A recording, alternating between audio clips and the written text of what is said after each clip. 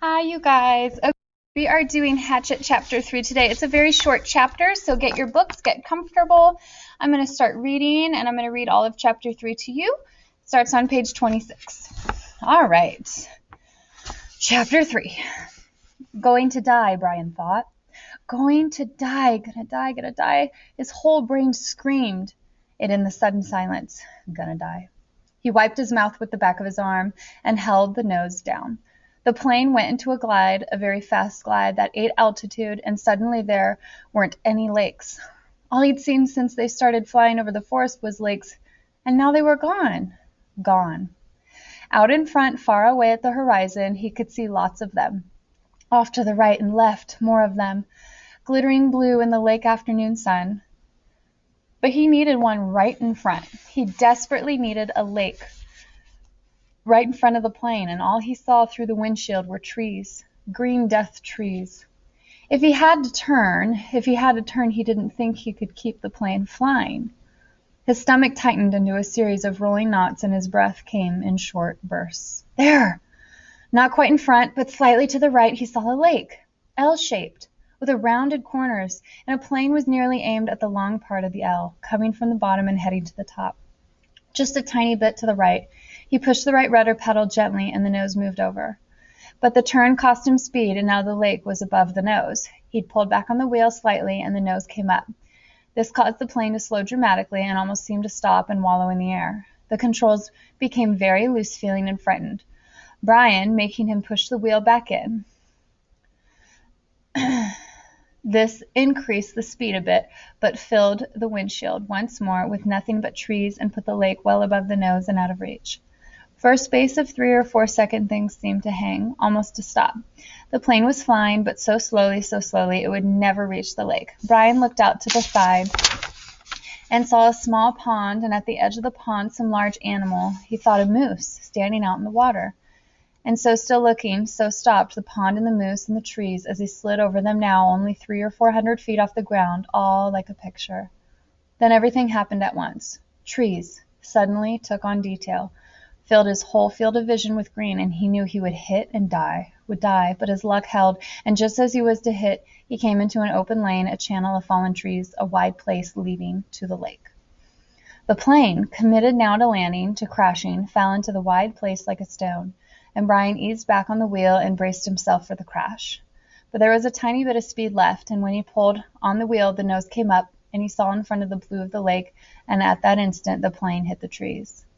There was a great wrenching as the wings caught the pines at the side of the clearing and broke back, ripping back just outside the main braces. Dust and dirt blew off the floor into his face so hard he thought there must have been some kind of explosion. He was momentarily blinded and slammed forward in the seat, smashing his head on the wheel.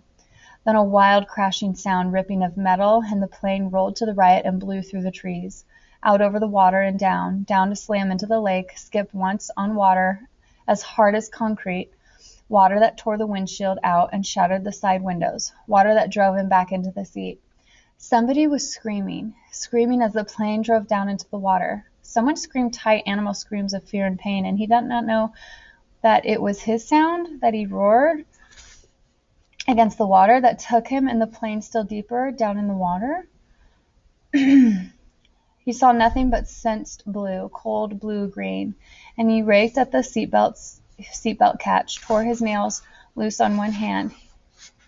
He ripped at it until it released, and somehow, the water trying to kill him, to end him, somehow he pulled himself out of the shattered front window and clawed up into the blue.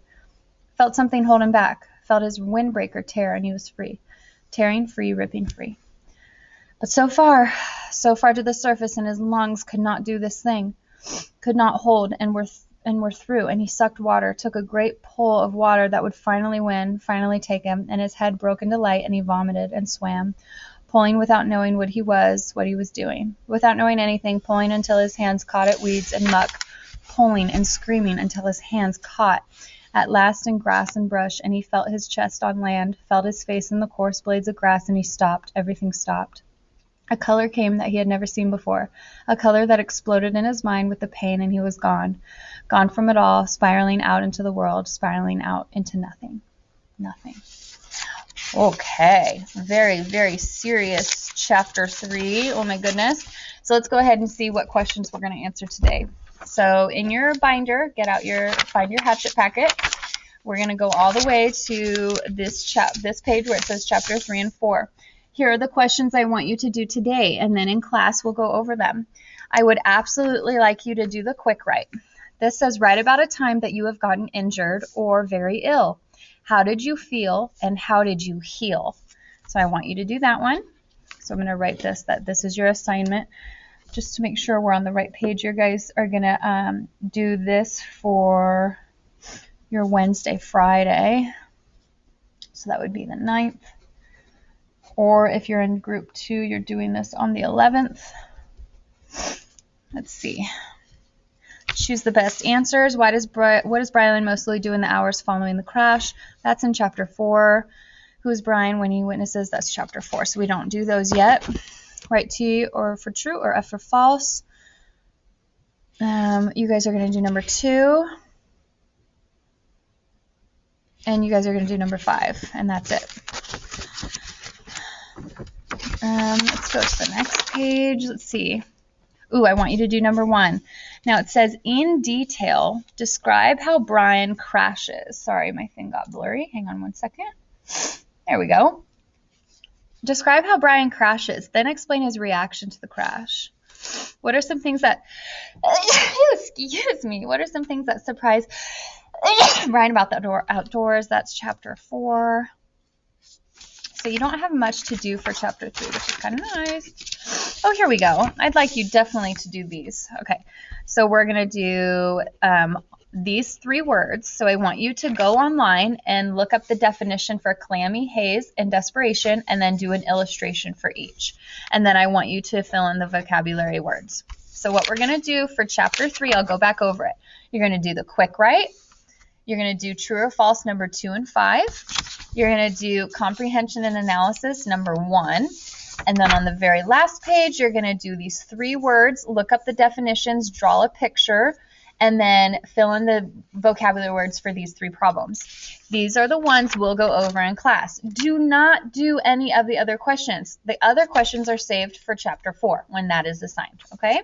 So do those questions I just assigned in the video after you read chapter 3, and I will see you guys in class.